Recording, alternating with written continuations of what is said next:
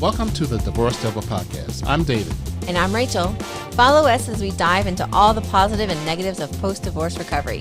Stay tuned for some real and sometimes raw end-of-the-road divorce topics.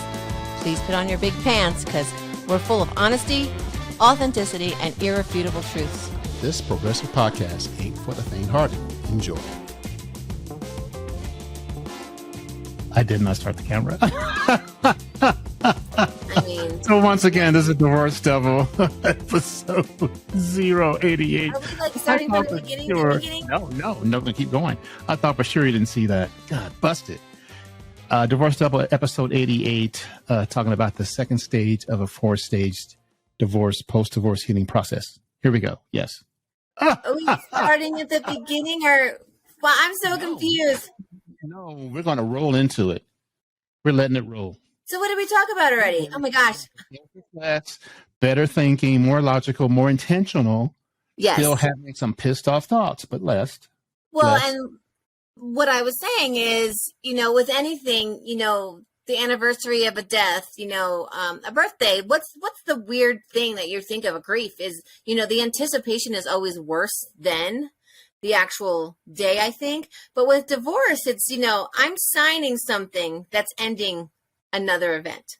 So, that roller coaster of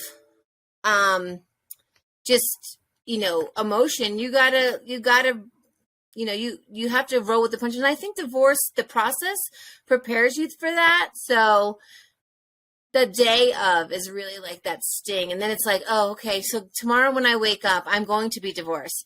A week from now, I am divorced. And then it's like, oh, 2 weeks, then it's a month I'm divorced. And then, oh, I've been divorced 6 months. And a lot of times it just sneaks up on you that it's been like, I know I've been divorced 2 years and I don't know what you're doing, but you need to stop over there. I'm not doing anything. Something is happening on the end then. Can you still see me? Anyway. Yeah, I hear you, but keep talking. And, so I think, there's going to be stages where every day it's like, oh, fuck, I'm divorced. Oh, I forgot I'm not going to do that with that person or my ex. Oh, here comes the holiday. I'm going to have to deal with that. So, like I was divorced in July and the big, the next one was like, Thanksgiving or Halloween or whatever. And it was now I definitely have to do this as a single person for my kids, or, this is all on me now. Or, if you went, like I went to my ex's family for every holiday because my parents are gone. And so Thanksgiving was different. And then Christmas was different. And then if you're in a relationship, how do you blend that? And you're like, oh, fuck, well, I was married last time it was Christmas, or, so there's just a lot of things that are put into consideration. I think you just need to be, gentle with yourself. And that brings up the intentional part. You have to want it. Yeah. You don't want to sit back and just wallow in your sorrow. Because everybody has sorrow, but you have to move on from there. But it's hard, like you say, you got to hit rock bottom sometimes, in order to go up. But sometimes people hit rock bottom and they don't see any way out. Right. But we're here to tell you there is a way out, and we've all done it, and most of us have achieved it. Well, and too, I think each day, especially after you've signed the paper, each day you have to, like intentionally, but you have to decide that it's going to be better than it was the day yesterday, or it's going to be better than it was last week. And it's going to be better than it was the moment you signed, because like mine took 4 minutes, but it started way before that and it kept getting postponed. So it was, each time I was anticipating a day, and then that day didn't come, it was like another punch in the gut. Like, oh, seriously? Like, how long is this going to take? And, so mine was, okay, it's coming up. Here's the date. Put it on the calendar. Well, nope, scratch that out. Oh, here comes the date. Then scratch that out. So there was a lot of ups and downs. And then, like, if something else comes along, what are you laughing at? I've got a question. Oh, shit. So you said your divorce took 4 minutes on WebEx, was it? WebEx? It was a phone call. It was like, hey, hi, how are you? Yeah. So was that longer or shorter than your sex with your ex? If you don't have anything nice to say, don't say anything at all. Oh, I love this show, man. I mean, I do have children with him, so I guess it was good enough to get what I needed. My smile is like, oh man. No, like the Cheshire cat. I never say that right. From Alice in Wonderland, like your smile was like, yee. Hey, it just jumped to my head. I'm sorry. That's okay. I'm sorry. I mean, I think you've said something like 4 seconds, so. You know how it is on the Divorce Devil podcast. So, bam. You're crazy. Yeah. Mm. Dude, do you have a significant memory of like the first, 6 months after? It's kind of a blur. As a matter of fact, I remember just hurting, trying to make sense of it all. Like I said, my divorce took 18 months.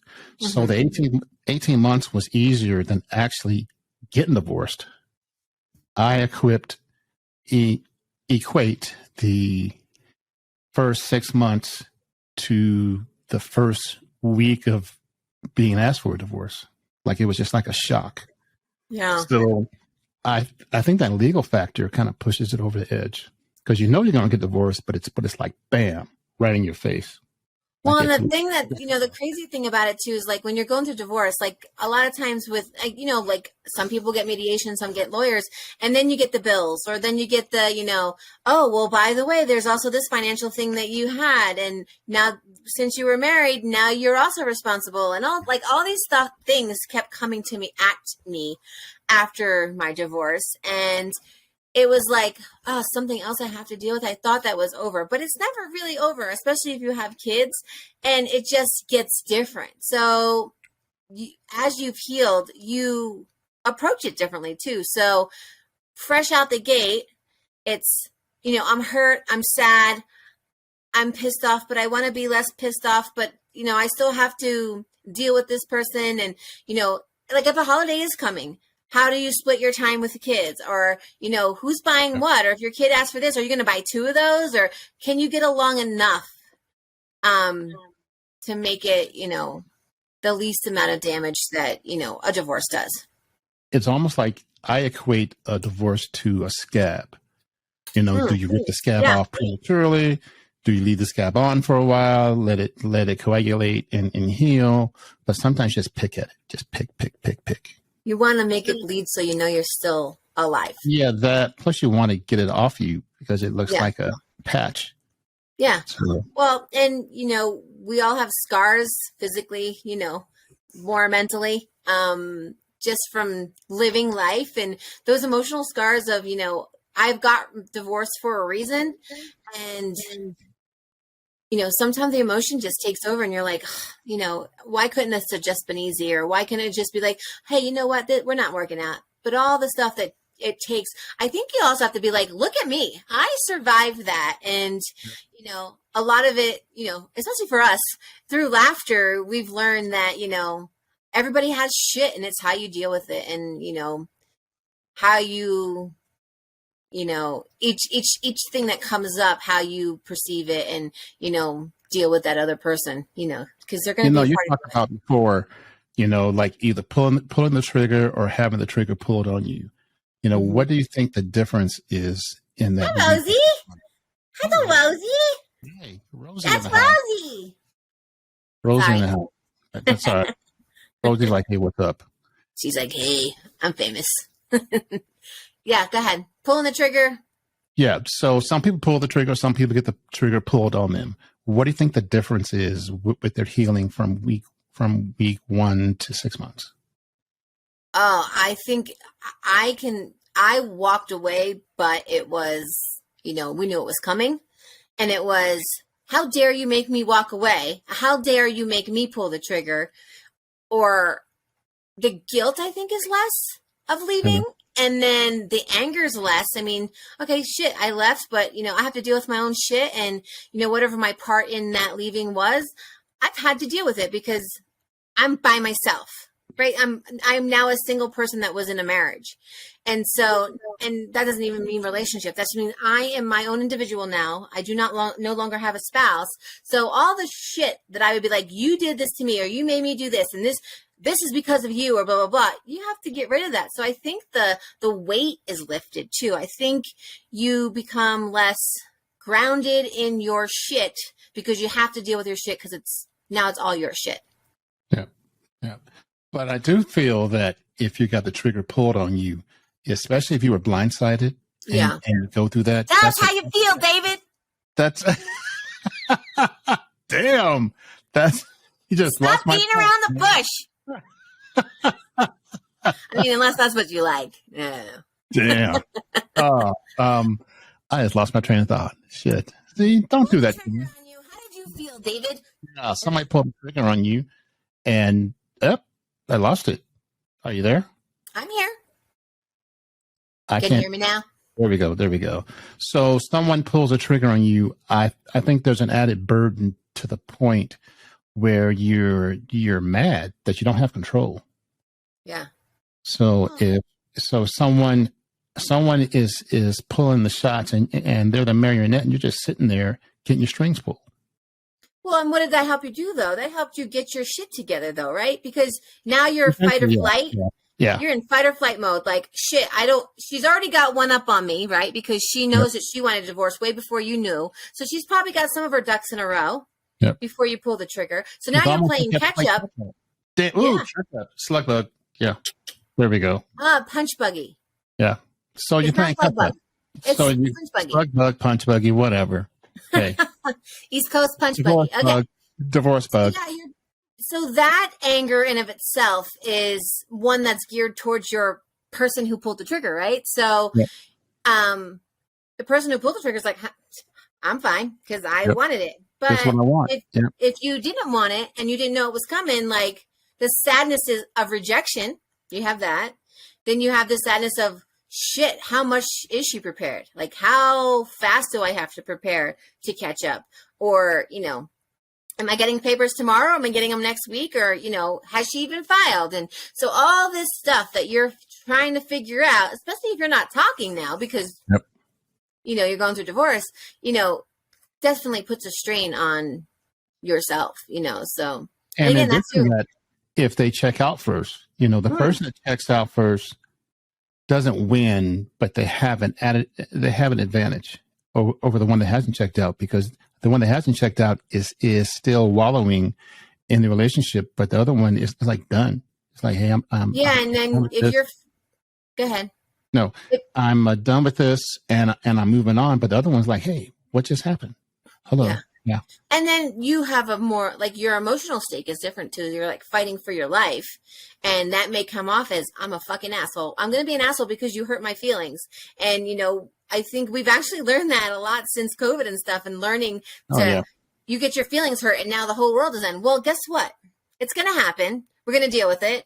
And you got to learn. I think we always say this too, is you have to heal from your shit, your part of it.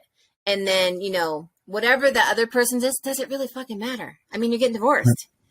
So it's, blame game or not, I'm hurt because you don't love me anymore. You don't want to be in this anymore, but I'm still in it. But once one person isn't in it, it's really hard to save. It's really hard to be like, oh, he half loves me or she half loves me. And hey, some people stay together with that shit. Some people stay together for the kids. Some people stay together for the dog. They stay together, and it's, how do you split the dog in half? The man takes the dog. It's a man thing. Sorry. No, what is that? Like, the Bible thing where the someone was going to get cut in half, and the mom was like, no, I'll save the baby, and then the baby. I don't know all the stuff, but it's kind of like hi ho the dairy. The farmer takes the dog. Yeah, there we go. I'm pretty sure that's not how it goes. I think that's farmer in the dell. The farmer takes everything. The wife takes everything. The wife takes everything. The wife checks out last. The wife checks out last.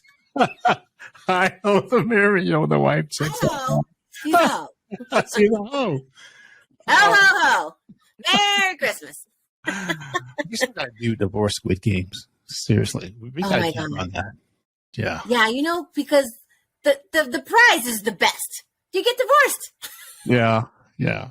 So if you lose, you have the one depending on what round you lose, is the one that checked out first.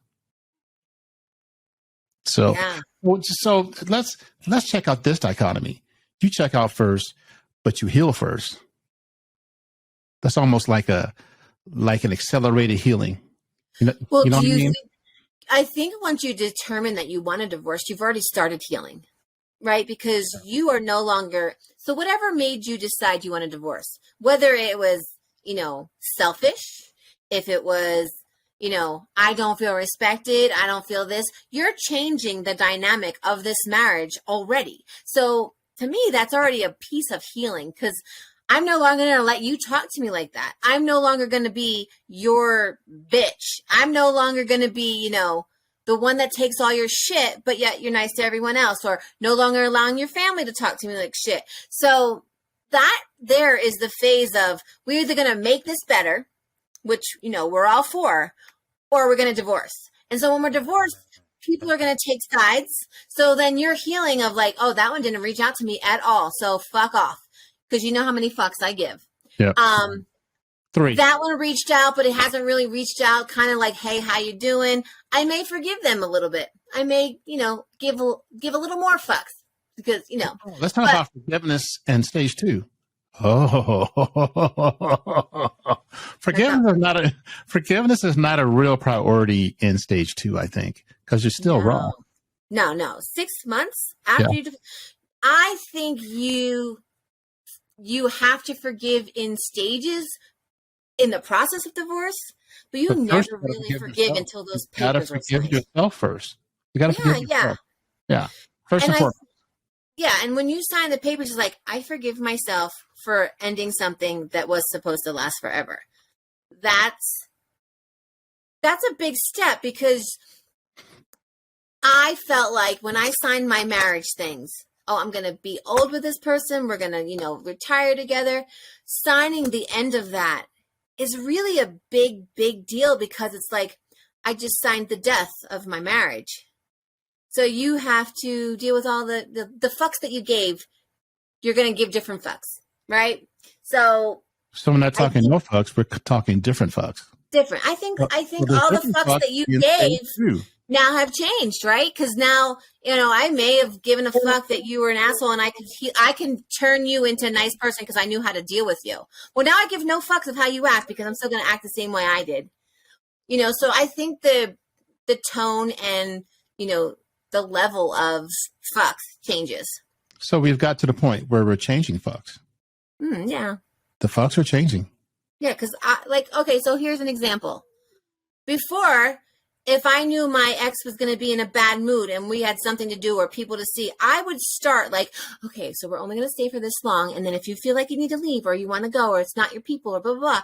I was preparing to have a bad time, because I knew the mood of my ex would change my mood. So now I'm like, I'm going to be me 1,000%. And if you can't handle that, that's not on me. And I think, Lance is really good at squirrel wrangling. Yeah. So the first time.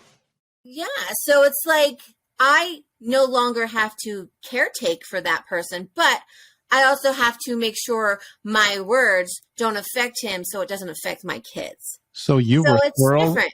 Check it out. You were squirrel wrangling all the fucks. I was. And I was really fucking good at it. You were the squirrel wrangler of fucks. I'm a perfectionist at squirrel. That is for sure. Oh, yeah. But you were wrangling fucks, though, man. Oh, yeah. I was riding high with my fucks. And didn't know it. And had no clue until after you were going through a divorce. Yeah. And I think learning who I was and what my role in the marriage was.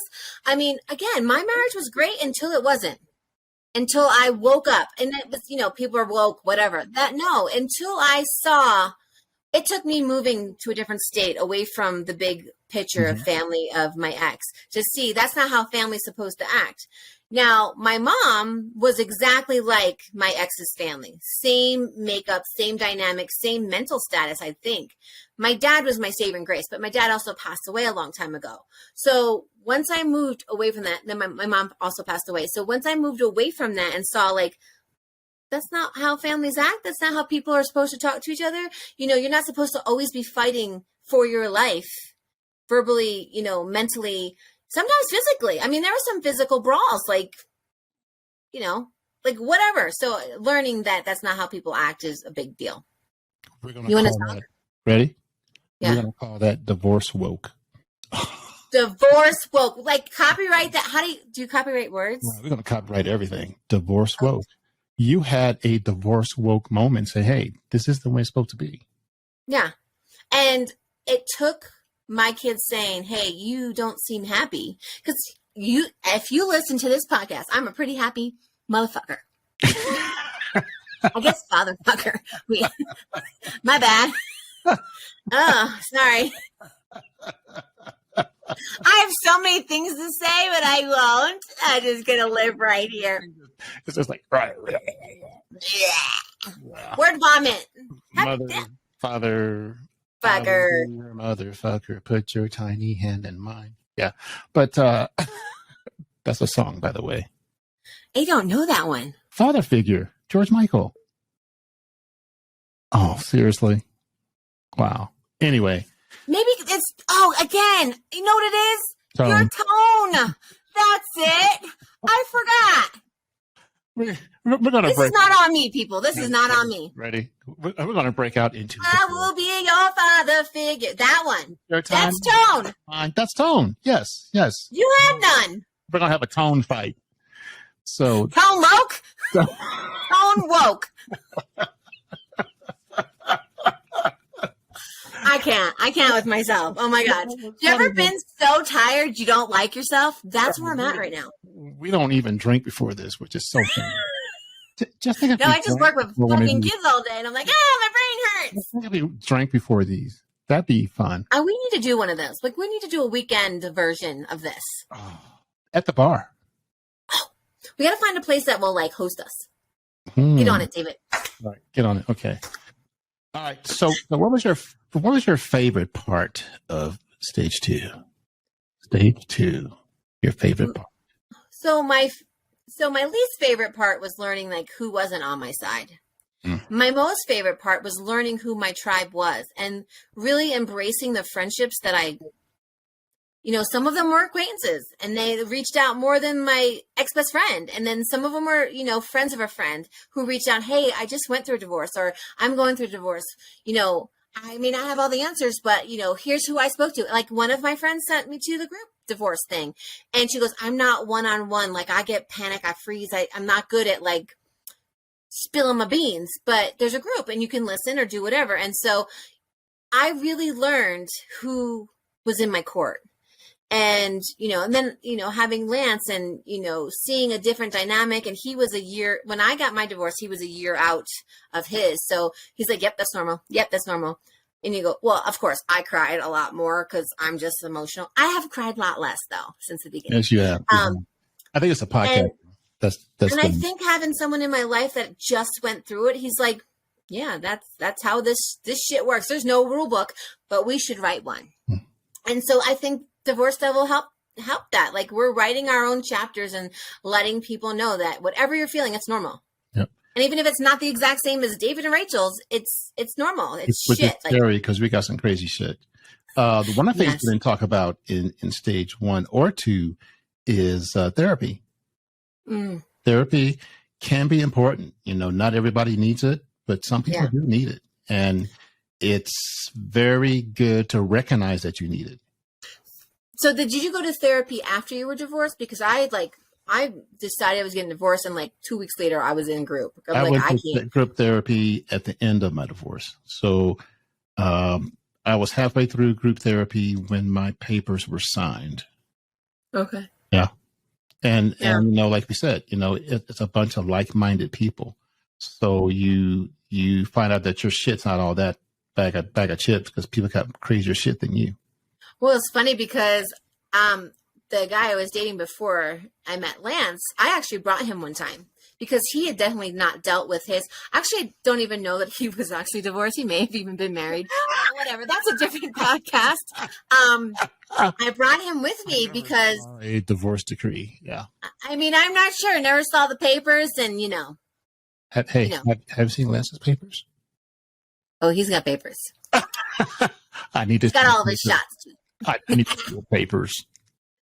I need to see your papers. So I do know some people that, go to the doctor and get their, sexual stuff. What do you call them? To make sure they're safe to have sex. You know what I'm talking about. Talk about shots? No. Yeah. PNVK? Your Five sexually transmitted shots. Yeah. But a million units of PNVK? What are you talking about? Yeah. They go and get their blood drawn and make sure they don't have any sexual transmitted diseases. Oh, got you. So here's your papers. Yeah. Here's my papers. You might as well wear a body condom at that point. We know some people who probably should. Yeah. We're going to leave that alone. So my favorite part is kind of opposite of yours. During that stage 2, it was more getting rid of people, not seeing people again. I think that's part of it. Just ripping the Band-Aid off. You're gone. You're no help. And with me, I actually had to throw my mom to the curb for a little while because she wasn't really. Yep, that was kind of sad. But I figured out that in order for me to heal and get to a better place, I had to throw it to the curb. We're better now, but back then she wasn't a help. Well, too, like right after you sign the papers, like family dynamic changes. I mean, when you're still married, it's almost like you're still connected, but like by spider webs, right? Yep. But then when you're divorced, those are broken. Yep. And then you're like, well, we were really good friends, but now that we're divorced and you're part of his family and, this and that, like I have a wedding coming up and none of my family's going. Well, now I'm like, why am I going to go? Because after that, like, what's my take in it? So, yes, I helped raise those kids and, especially the one who's getting married, and my kids aren't going because their dad wasn't invited, but he's their family. So it's like this weird, crazy thing. Wow. And I'm like, okay, well, I'm not going to go if my kids aren't going. That was one of my main reasons going. But then I'm like, how do I honor that relationship I have with my nephew and let him know I still care? Because, of course, I still care. I've known him his whole entire life, babysat him when he was literally born. And so, but also honor my old dynamic of my children fighting for their dad because their dad wasn't involved because of political views. Yeah. Yeah, so it's like, yes, I'm going to send a gift, but I'm not going to fly to New Jersey and, dishonor my family, even though he's my ex mostly, but my children, and saying like, you're not inviting their dad, so they're not going. So it's, there's a lot of things, a fine line, like my sister-in-laws. 2 of my sister-in-laws I still talk to. We Facebook message, anytime they post anything, I love you, sis. We've always like bonded over the crazy. But one of them like hasn't talked to me since before the divorce. So that's fine. Okay. But that's okay. That's totally okay. But then I also remember the dynamic in the family too. Like they don't really talk to anybody because they don't like what everybody else has to say about them. So you can't make people like you. Even though you're so likable. Yeah. And listen, if you can't get along with me, you probably should look in the mirror. Yeah. Yeah. Again, I have my moods. I have my moments. And I'm learning to not shut down. The man in the mirror. Hold on. Let me check. Last time I checked. That was right on tone, Luke. Okay. Michael Jackson, Man in the Mirror. Yeah. That one. Mm-hmm. Yeah. All right, Tone Luke. Well, we're gonna party on wing with this podcast, and we talked about the second stage of the 4 stages of post-divorce. And I think the main thing too, after signing the papers, be kind to yourself. I mean, if you have to take a couple days of work, it's okay. You're going through a life change. Like these are the life stressors. So be kind to yourself. Be kind to your family. If you don't see eye to eye, guess what? It'll work out, David. You did not just cap on me. No, you did not. No. Yeah. But, just go with the flow. Be your authentic self. Heal. Hopefully you can do it in a healthy way. And again, you can always reach out to us if you have any questions. Again, we don't know all the answers and we're not professionals. We just like to help people. And we just look like I like to hear my own voice, you know. Yes. Especially hearing me sing. Yes. Yeah, I love it. Yes. We actually had someone email and say they like hearing me sing.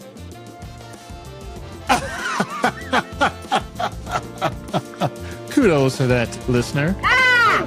I will send you I think I'll send it to you. You should. Okay. I approve. I mean, I am just the talent, Yeah. All right, everybody. Have a nice night. Bye-bye. Love ya.